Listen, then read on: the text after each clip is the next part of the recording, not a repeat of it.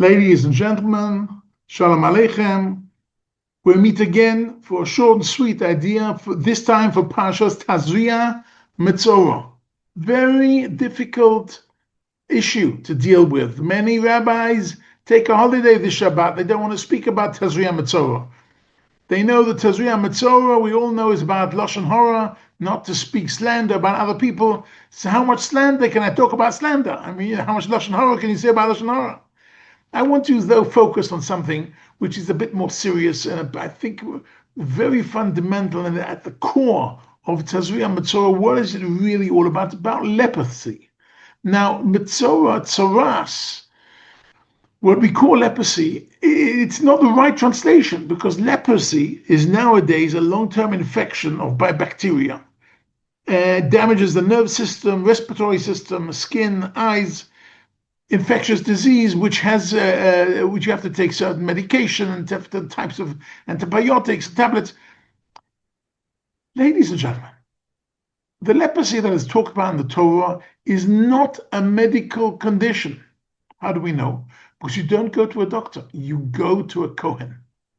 And even if you know all the dinim, all the different laws of leprosy, of tzoras, you cannot decide. You need a Kohen to decide. And the Kohen is who is in charge of our spiritual life.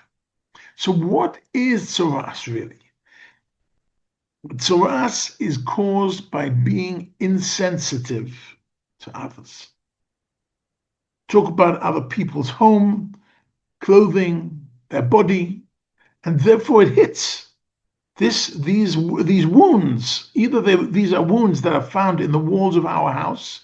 If we spoke badly about somebody else's house, it's these wounds, and we have to chop up that part of the house, or if it's in the whole house, we have to chop down the house. And if it's in the clothing, we have to burn the clothing.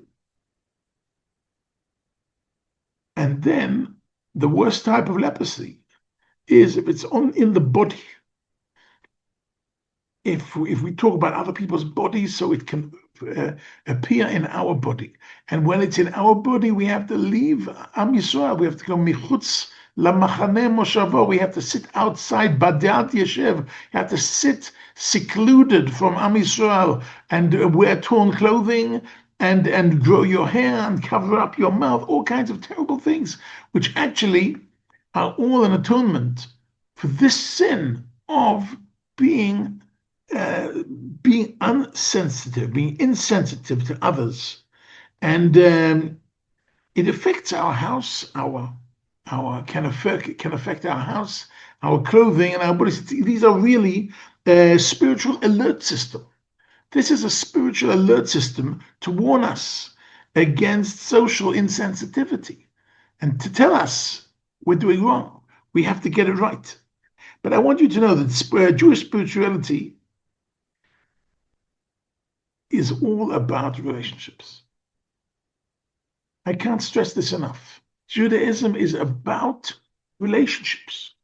And it's very clear that Judaism is all about relationships. And I'm going to give you a few absolute proofs. Let's start with the 10 Commandments. 10 Commandments, so let's look at them. The first three are our relationship to Hashem, our relationship to God.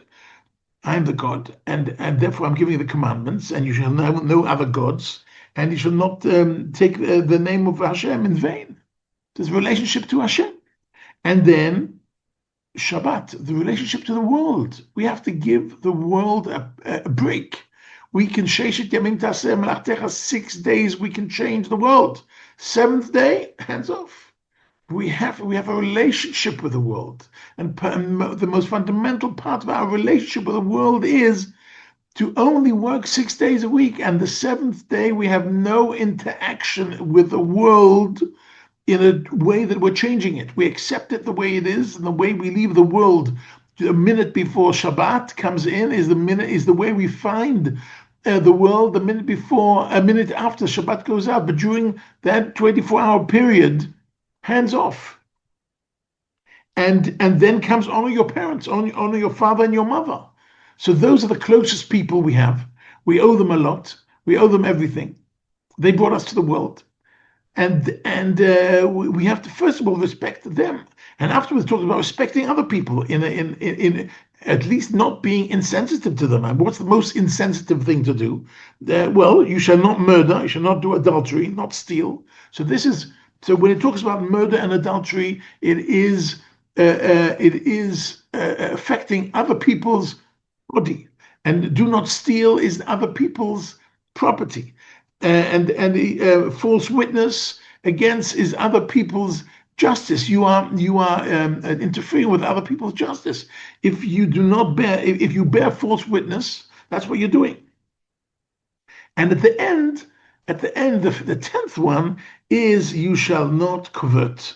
You should not have a strong desire for something or intense envy for something which is not yours, which is already psychological, but it's all about how I relate, even psychologically. How do I relate to other people's life, wife, property? How do I relate to my parents? How do I relate to Hashem? It's all about relationships. If that's not enough, so we know that in the Holy of Holies, in Kodesh HaKadoshim, the holiest thing was the Kruvim, the two cherubs, and where did Kadosh Baruch Hu appear? He appeared not on the right cherub or the left cherub. Mibein Shnei Akruvim. He appeared in between them because they had a relate. The Talmud tells us these two cherubs looked human. They had a relationship between us that teach us that Kadosh Baruch Hu resides in relationships. If that's not enough, there is another proof that we are Am Kadosh. We are holy people, but we only have one deed, which is called the deed of holiness, Kiddushin. What does Kiddushin mean? You choose one person in your life to have a super relationship with, your spouse, your wife, your husband. That relationship is so super, is so special, is so intense, is so exceptional, that it's called Kiddushin. It's holiness itself. And that is not only a nice idea, but the Gemara in Megillah, Kaf Zayin, and afterwards the Shulchan Aruch in Even HaEzer explains that Ma'alim Ba'Kodesh Ve'ein Moridin, which means you can sell a siddur to buy a chumash, sell a chumash to buy a Tanakh. You can sell a Tanakh to buy a mezuzah, tefillin.